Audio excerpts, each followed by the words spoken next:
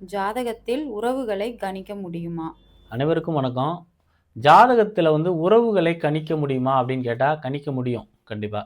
அதுக்காக உங்கள் ஜாதகத்தை கொடுத்துட்டு எங்கள் பெரியப்பாவுக்கு எப்படி இருக்குது, எங்கள் பெரியம்மாவுக்கு எப்படி இருக்குது, பெரியப்பாவோட தம்பிக்கு கல்யாணம் ஆகாமல் இருக்குது, உங்கள் மாமாவோட தம்பிக்கு கல்யாணம் ஆகாமல் இருக்குது, அந்த மாதிரி கேள்வியெல்லாம் கேட்காதீங்க. உறவுகள் ஜாதகருக்கு மாமாவுக்கும் அவருக்கும் எப்படி இருக்கும், மாமாவுக்கும் இவருக்கும் எப்படி பாண்டிங் இருக்கும், அப்பாவுக்கும் இவருக்கும் எப்படி பாண்டிங் இருக்கும், அம்மாவுக்கும் இவருக்கும் பாண்டிங் எப்படி இருக்கும், சகோதர சகோதரிகளுக்கும் இவருக்கும் பாண்டிங் எப்படி இருக்கும் அப்படின்றத நம்ம பார்க்கலாம்.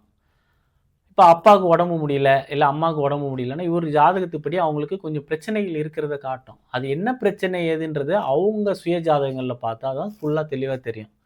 இப்போ பொதுவாக பார்த்தீங்கன்னா பையன் ஜாதகத்தை எடுத்துகிட்டு வந்து அப்பாவுக்கு தொழில் நல்லா இருக்குமான்னு கேட்பாங்க.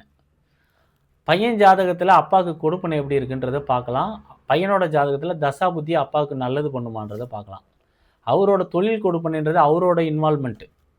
அவரோட தொழிலுக்கு பையன் போய் இன்வால்மெண்ட் ஆக மாட்டான்.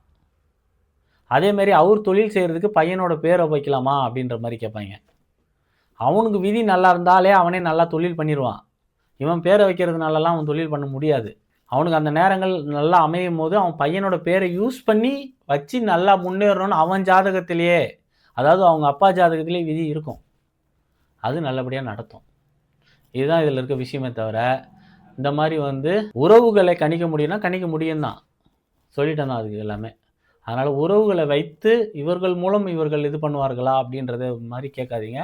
அது பகுத்தறிவுக்கு அப்பாற்பட்டது. அதனால் வீடியோ தொடர்ச்சியாக பாருங்கள், ஷேர் பண்ணுங்கள், சப்ஸ்கிரைப் பண்ணுங்கள், இன்ஸ்டாகிராமில் ஃபாலோ பண்ணுங்கள். நன்றி, வணக்கம்.